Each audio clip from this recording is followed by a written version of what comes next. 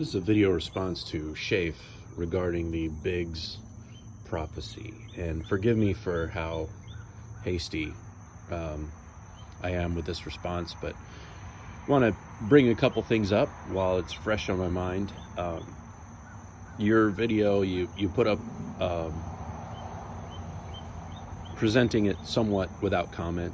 What some of our group may not be aware of is we were talking about that in text with Corey and Cheskrit of PD Lumina and Mixmaster Mental Patient Mike earlier in the day. So kind of an ongoing, very interesting discussion. I spent this morning listening to a minister talking about different charismatic prophets, and there's a pretty vast group of them. What some may not know, and I think you may, I don't know if you remember or not, Shafe, but you and I have something in common with our religious background. We both spent quite a bit of time in the charismatic church, the Pentecostal kind of wing of the Christian sect. And there were a lot of people in my home church that, because Pentecostal people believe in modern gifts, we're always very eager to seek out those gifts. And the point of them is to exalt and elevate our Almighty Father, right?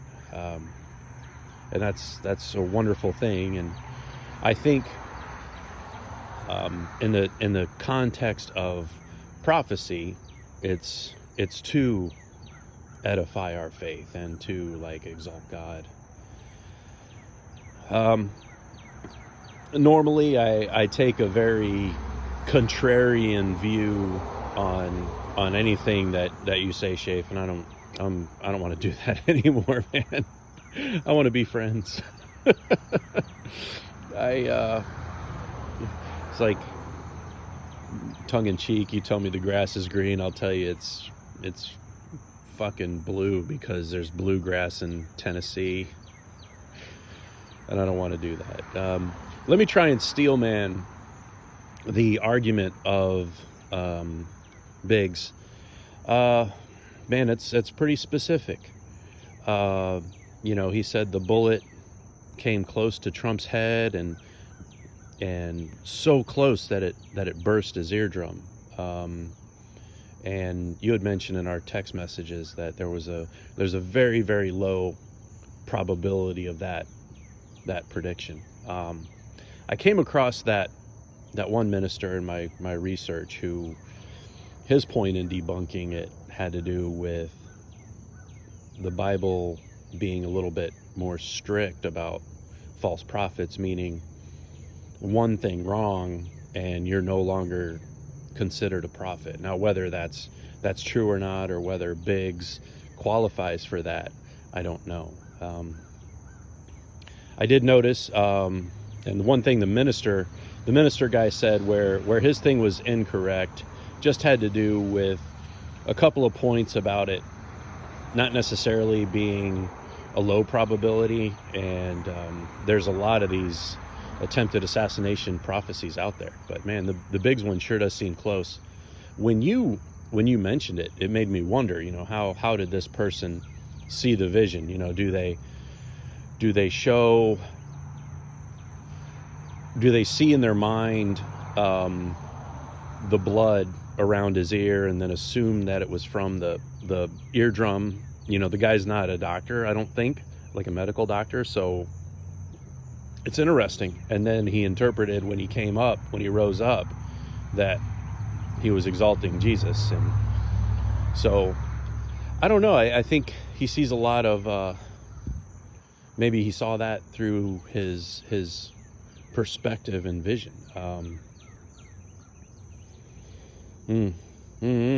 I think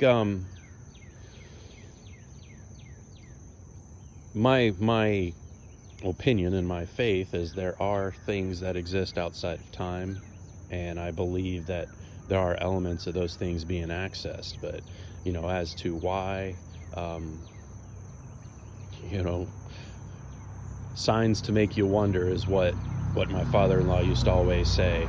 And wonder about what, where did that magic come from? It's interesting, and I appreciate you sharing that. I don't know if it would have came across my feed if you hadn't. So thanks for that, and hope everyone's doing well. And interested if anybody else caught that, or the other minister that is kind of seemingly worked against him, or if anybody else out there has spent some time in the Pentecostal church and has an opinion, or even whomever. All right, y'all be good.